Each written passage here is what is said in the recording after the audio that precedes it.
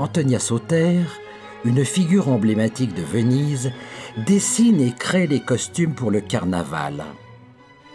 Bonjour, vous vous trouvez maintenant dans mon atelier, c'est l'atelier Venetia, où vous pouvez trouver beaucoup de costumes. Il y en a 1200, je pense.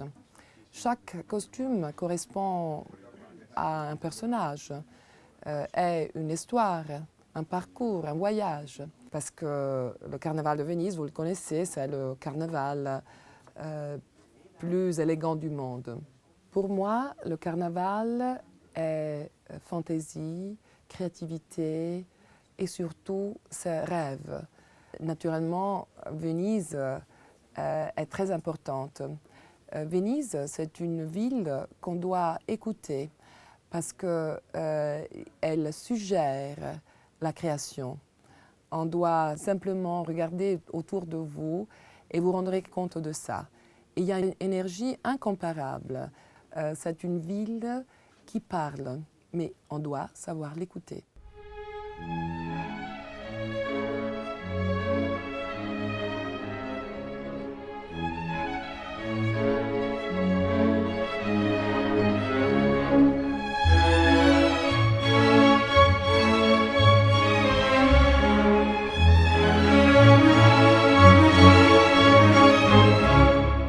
Antonia nous explique maintenant l'un des costumes les plus importants du carnaval.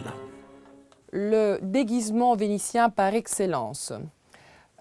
Tout ça s'appelle Bauta et ça vient de l'allemand behüten, ça veut dire cacher, couvrir. Et ce déguisement est composé par différents éléments. Tout d'abord, il y a le tabarro qui est toujours noir.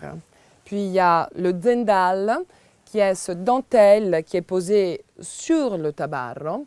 Et naturellement, la larve, ce masque blanc qui, disons, a une forme assez étrange et un peu sinistre. Une fois, c'était le déguisement parfait et complet, parce que même avec la forme, même la voix change. Pourquoi cette forme? Parce que les Vénitiens pouvaient parler, pouvaient continuer leur petit vice, que c'était de priser le tabac. Et voilà. Enfin, le tricorne, c'est ce chapeau avec trépointe, disons qu'on trouve dans tout le XVIIIe siècle. Ce déguisement avait même une fonction sociale. Derrière ou dans ce masque, tout le monde était exactement les mêmes. Il n'y avait pas de différence sociale et, disons, les classes sociales plus petites, plus basses, se mélangeaient avec les grands marchands et les, disons, les aristocrates. Il n'y avait pas de différence à Venise au XVIIIe siècle. Quand les gens, pour maintenir leur incognito, quand les gens sortaient de leur palais, ils endossaient ça et ils allaient dans les casinos, qui une fois, disons, étaient très nombreux à Venise.